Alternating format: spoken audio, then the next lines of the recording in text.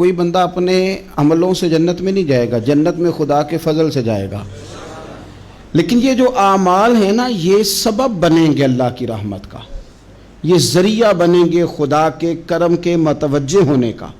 جب ہم نیک اعمال کریں گے تو اس عمل کی وجہ سے رحمت ہوگی، اور وہ رحمت ہمیں اللہ کے قریب بھی لے جائے گی، اور اس رحمت کی برکت سے رب جنت بھی عطا فرمائے گا۔ ہمارے ہاں یہ ہوتا ہے کہ ہم زیادہ تر چیزوں کو تقریر سننے کی حد تک لیتے ہیں، اچھی نصیحت کا لطف ضرور حاصل کرتے ہیں، اچھے جملے کو اپنے دل میں اس کی فرحت ضرور محسوس کرتے ہیں، لیکن عمل کی طرف نہیں بڑھتے۔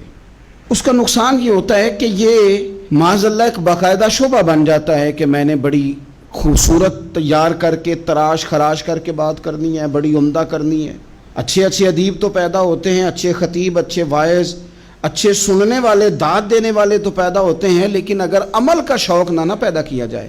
تو پھر باتیں نشستن گفتن برخاستن تک رہ جاتی ہیں، اس کا لطف نہیں آتا۔ پھر تو تقریریں ہو رہی ہیں، ہوتی ہیں اور ہوتی رہے گی، نتیجہ کیا نکلا؟ جو آدمی کہتا ہے میں اتنے سالوں سے تقریر سن رہا ہوں، تو سوال یہ ہے کہ بھئی اتنا سننے کے بعد تم سنورے کتنا؟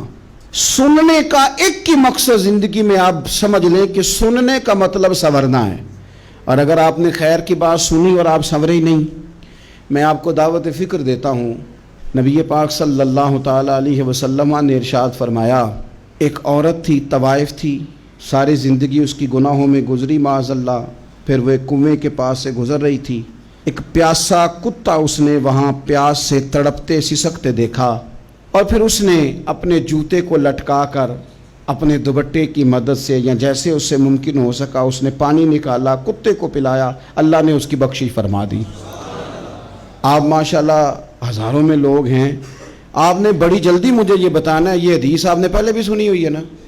میرا خیال ہے کوئی بندہ نہیں رہا جس نے نہ سنی ہو، سنی ہوئی ہے نا ہم نے الحمدللہ۔ اتنے سارے بندے جو یہاں موجود ہیں انہوں نے سنی ہوئی ہے، تو ظاہر ہے امت مسلمہ میں جتنے لوگ ہیں ڈھیر ساروں نے یہ بات سنی ہوگی۔ لیکن میرا سوال یہ ہے، میں سڑکوں پہ روڈوں پہ سفر کرتا ہوں، ہم نے یہ حدیث درجنوں بار سنی کہ طوائف نے کتے کو پانی پلایا تو اس کی بخشش ہو گئی، لیکن حال یہ ہے کہ سڑک پر کسی گاڑی سے ٹکرا کر اگر کوئی کتا مر جاتا ہے، اب مر ہی گیا ہے، گاڑی والا، موٹر سائیکل والا،